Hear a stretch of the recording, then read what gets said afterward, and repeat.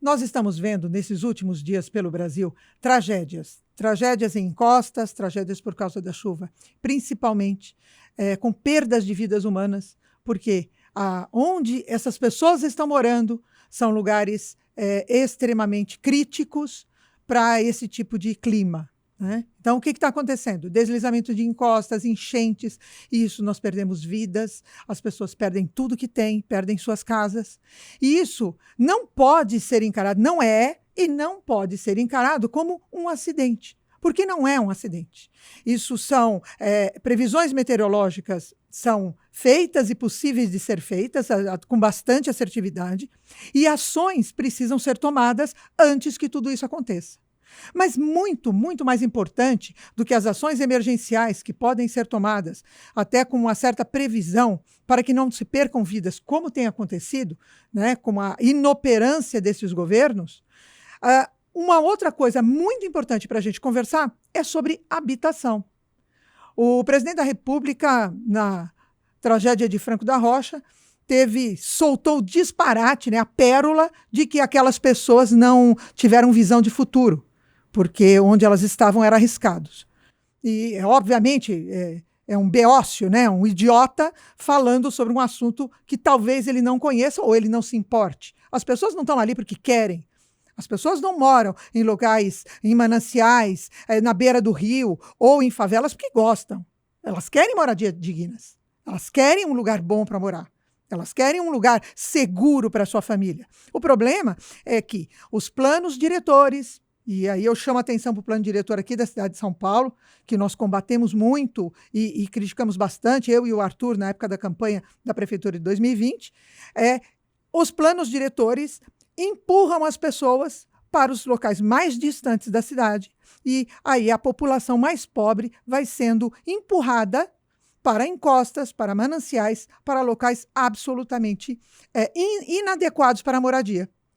E aí você diz, mas não é possível, não cabe mais ninguém. Cabe! O problema é que a gente não constrói e não dá oportunidade de moradia em locais habitáveis. Né? O próprio centro da cidade de São Paulo está quase abandonado, vários bairros com uma densidade baixíssima, enquanto nós temos moradores em situação de risco. Aí você diz, não, mas custa caro uma casa mais para o centro da cidade. Acontece que o governo tem o poder e tem instrumentos para moradias populares.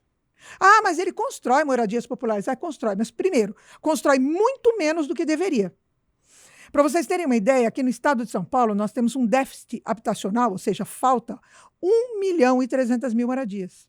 E este número cresce quase 10% ao ano, porque mais pessoas vêm aqui para São Paulo, nascem mais pessoas, casam-se mais pessoas, precisamos de mais casas. E onde essas pessoas constroem as suas casas? Cada vez mais longe, porque só isso é possível. E aí o Estado constrói, enquanto a gente precisa de 120 mil, 140, 150 mil casas anuais, moradias anualmente, o governo constrói 40 mil, 50 mil. Não tapa nem o buraco. E o pior que isso, essa distribuição dessas casas, dessa política, é a mesma distribuição das emendas lá do governo. São distribuições políticas e não técnicas. Então recebe não quem precisa, recebe quem é amigo, quem é do mesmo partido, quem vai apoiar na próxima eleição. Né? E a gente vai construindo um problema que não é um problema político.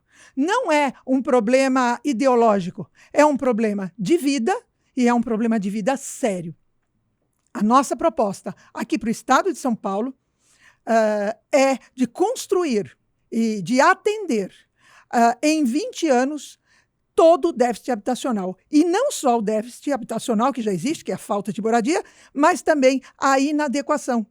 O que a gente chama de inadequação são as moradias inadequadas, como essas em encostas. Então, a nossa proposta é de construção, de enfrentamento sério e técnico e honesto do problema, para que a gente não veja mais tragédias como a gente tem visto pelo Brasil afora. É possível, a solução existe, precisa de vontade política. E isso a gente tem. Me siga nas redes, @ADOliveiraBR.